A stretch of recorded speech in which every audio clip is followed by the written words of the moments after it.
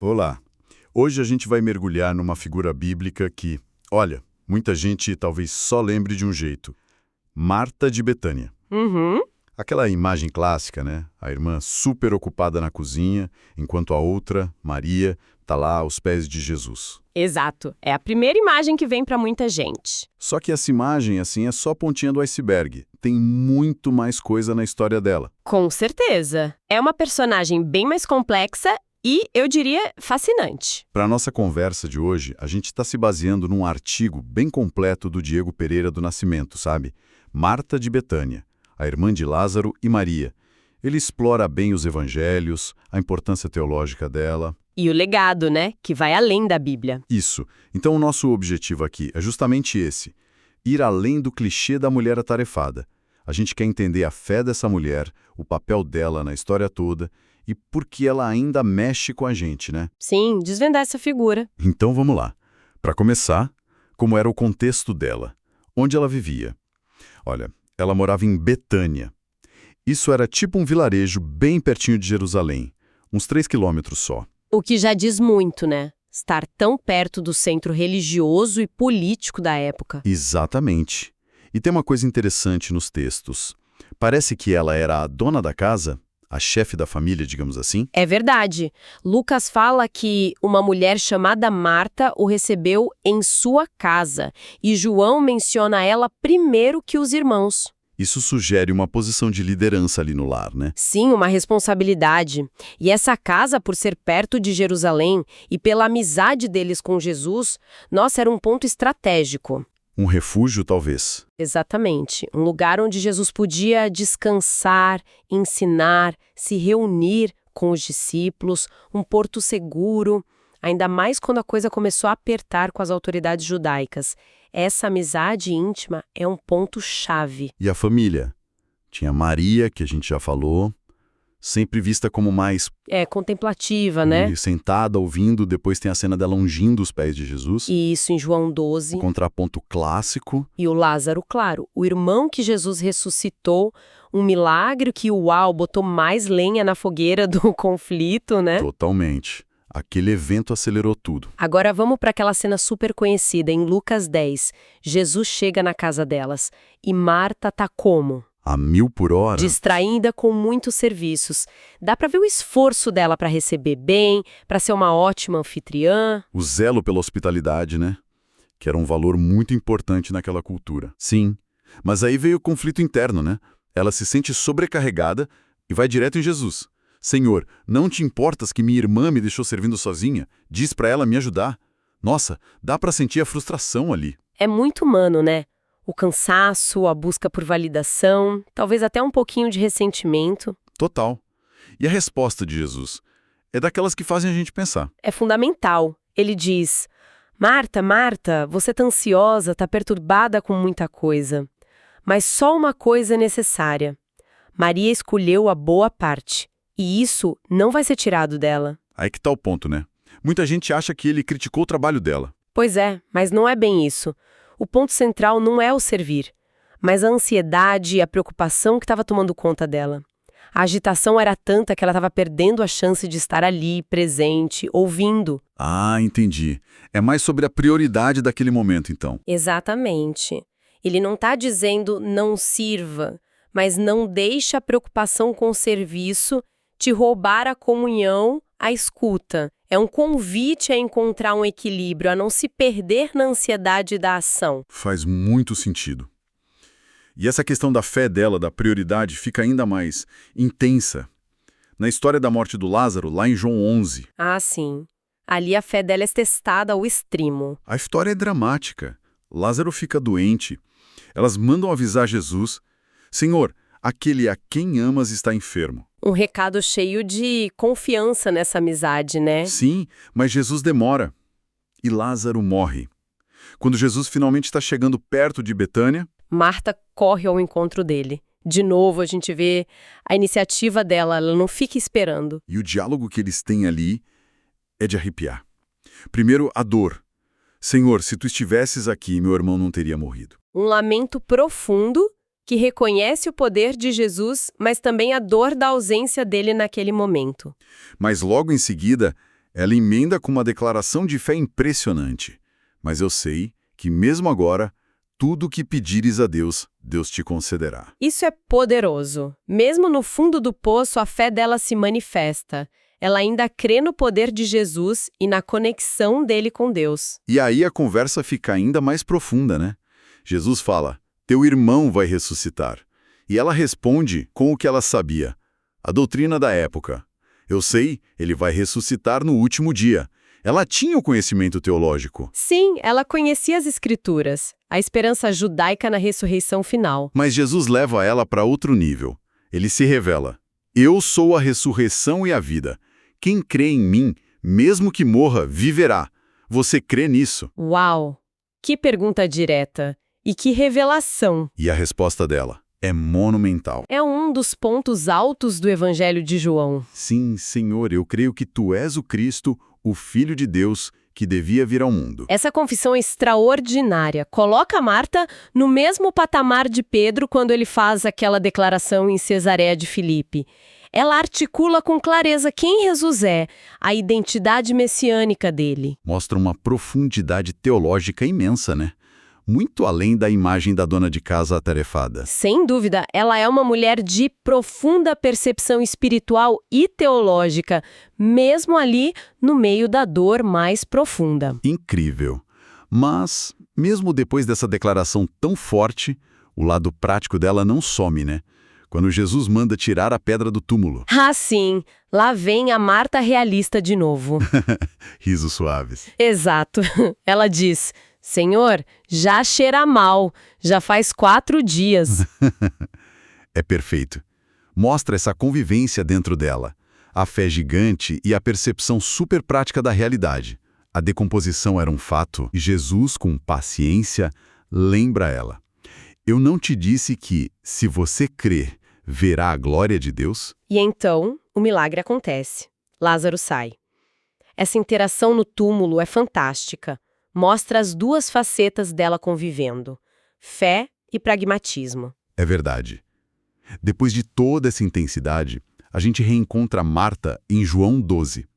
Tem um jantar na casa deles para honrar Jesus. Lázaro está lá, ressuscitado. Sim, 6 dias antes da Páscoa. Um momento de celebração e, provavelmente, de tensão crescente também, por causa da ressurreição de Lázaro. E o texto diz, de forma bem simples, Marta servia. O que a gente pode tirar daí?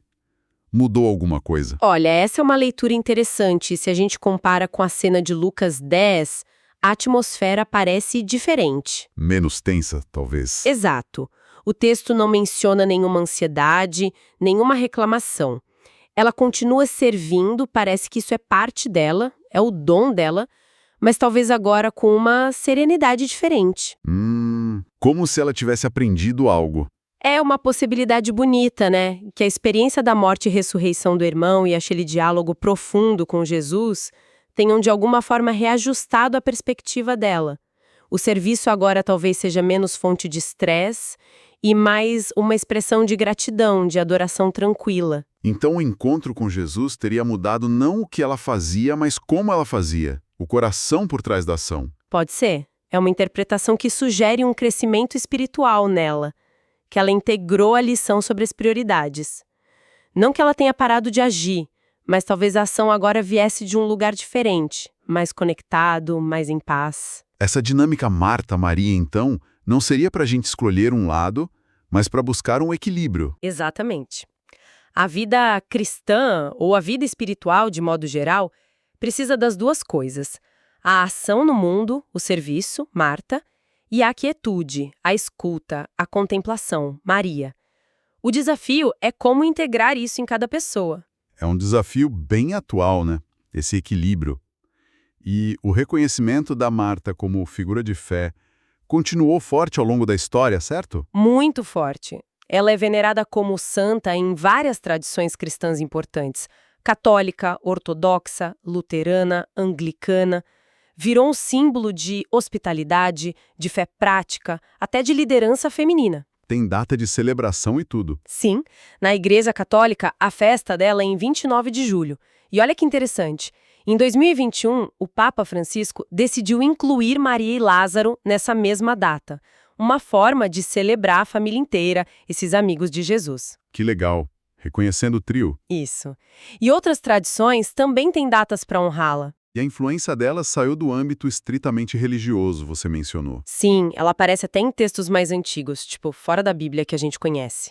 Tem um escrito chamado Pistis Sophia, que é de uma corrente diferente do cristianismo primitivo, mais gnóstica. Ah, sei. E lá? Lá, Marta é mostrada como uma discípula ativa, sabe? Fazendo perguntas a Jesus depois da ressurreição, interpretando os ensinamentos dele. Mostra que a imagem dela como alguém engajada no diálogo com Jesus já existia em outras tradições também. Interessante. E na literatura mais moderna? Como ela aparece?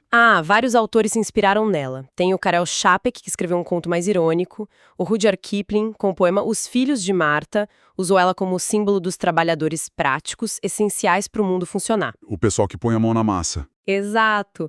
E tem um uso mais sombrio, né? Na Margaret Atwood, em O Conto da Aia, as servas domésticas que fazem o trabalho pesado são chamadas de Martas.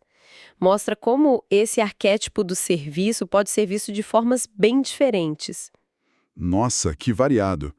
E na prática, existem igrejas, grupos com o nome dela? Muitas. Igrejas católicas, anglicanas, até metodistas e luteranas dedicadas a Santa Marta no mundo todo.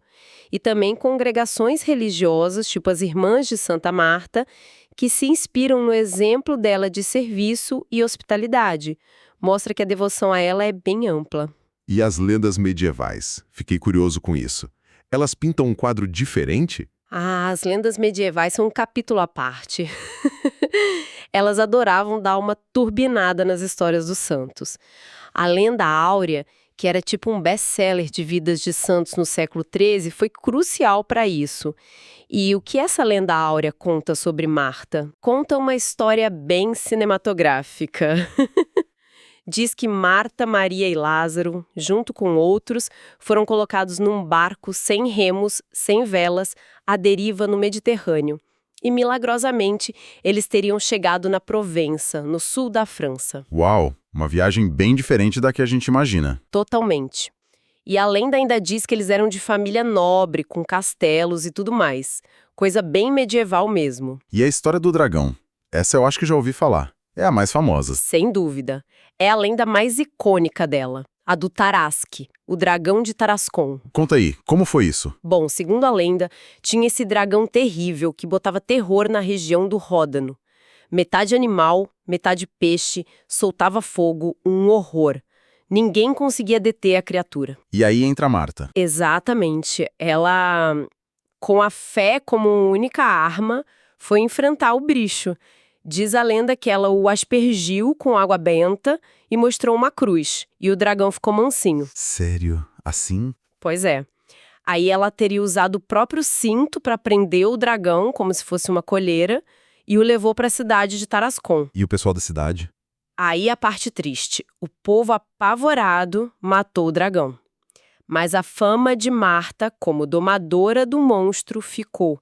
E a cidade passou a se chamar Tarascon por causa disso. Que história. Muda completamente a imagem dela, né? De anfitriã para heroína de ação. Totalmente. Mostra como a imaginação popular pegou a figura bíblica e a transformou numa protetora poderosa capaz de subjugar o mal. O suposto túmulo dela, lá em Tarascon, tem um cenotáfio, que é tipo um monumento funerário, todo decorado com cenas dessa lenda. É bem impressionante. E essa imagem de protetora pegou em outros lugares também? Pegou. Surgiram outras lendas locais. Lá na Espanha, em Vila Joiosa, dizem que ela é padroeira porque teria causado uma enchente que afugentou piratas que atacavam a cidade. Nossa. E nas Filipinas, numa cidade chamada Pateros, tinha uma lenda sobre um crocodilo que comia os patos, que eram a base da economia local. O povo invocou Santa Marta e o crocodilo sumiu. Virou a protetora contra perigos variados, então. Exato. Mostra como a figura dela foi se adaptando culturalmente, sempre ligada a essa ideia de força, proteção e talvez até um controle sobre forças caóticas, como o dragão ou a enchente. Muito interessante como essas camadas se somam. Pra gente fechar no tem o nome dela, Marta, que significa tem a ver com o papel dela? Tem tudo a ver. O nome Marta vem do aramaico, a língua que Jesus provavelmente falava no dia a dia. Vem de Marta, que é o feminino de maré. E maré significa? Significa senhor, mestre. Então, Marta significa senhora, dona de casa, administradora do lar. Combina perfeitamente.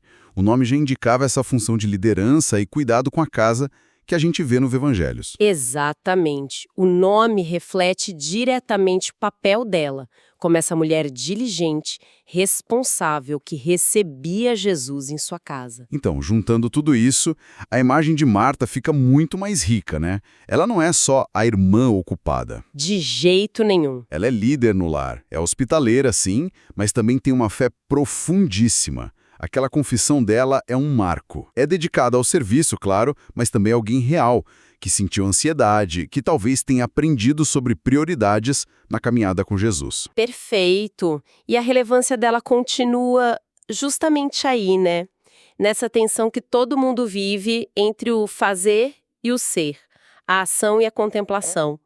A história dela, especialmente se a gente pensa nesse possível crescimento entre o Lucas e João, sugere que o serviço mais genuíno talvez venha de um lugar de paz interior, de conexão.